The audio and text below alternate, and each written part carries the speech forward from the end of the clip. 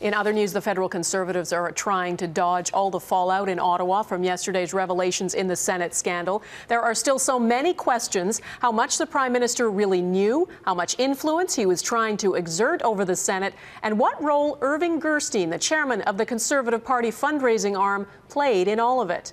Our Jacques Bourbeau went looking for answers today. A lot of questions are hanging over Conservative Senator Irving Gerstein. RCMP documents say he knew about Nigel Wright's secret deal with Mike Duffy, but didn't tell the Prime Minister. Gerstein tried to interfere with Deloitte's audit into Mike Duffy's expenses. And then there's what he said to a convention hall full of Conservatives in Calgary.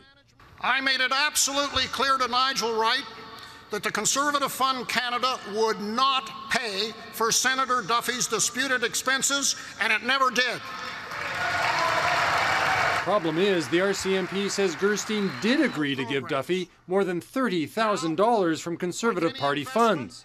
But today, Gerstein wasn't in a mood to explain his actions. Senator Gerstein, why did you approach Deloitte and ask them to stop the Duffy audit? I have no comment.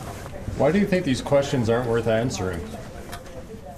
Speaking in Lac-Mégantic, Prime Minister Stephen Harper was asked today why Senator Gerstein is still on his team.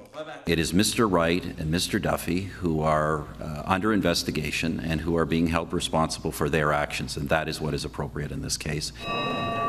Over at the Senate, there's concern over the picture painted by the RCMP documents of the Prime Minister's staff forcing changes in a report on Mike Duffy's expenses. Some of that concern coming from Conservatives. Well, I think it raises some serious questions, which we're going to be dealing with in the future, I can assure you. Another Conservative senator says she still doesn't understand why there was an attempt to go easy on guilty colleagues. People who had done things wrong, they should be held accountable, and if they had done the right thing and resigned and taken responsibility for their actions, we wouldn't be where we are today.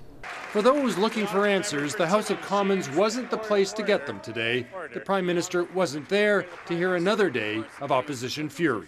The Prime Minister has engaged in a cover-up of crimes in his own office. Why the cover-up if he didn't do anything wrong? That's corruption of a parliamentary process, all ordered by the fraud squad in the PMO. There is one Conservative who looks good in this affair. Chris Montgomery worked for the Conservative leader in the Senate, and he told PMO officials they had no business interfering in Senate audits or reports. For his troubles, Montgomery is no longer working in Ottawa, while many of those who pressured the Senate are still working for the Conservatives. Donna? All right, Jacques Bourbeau in Ottawa, thanks.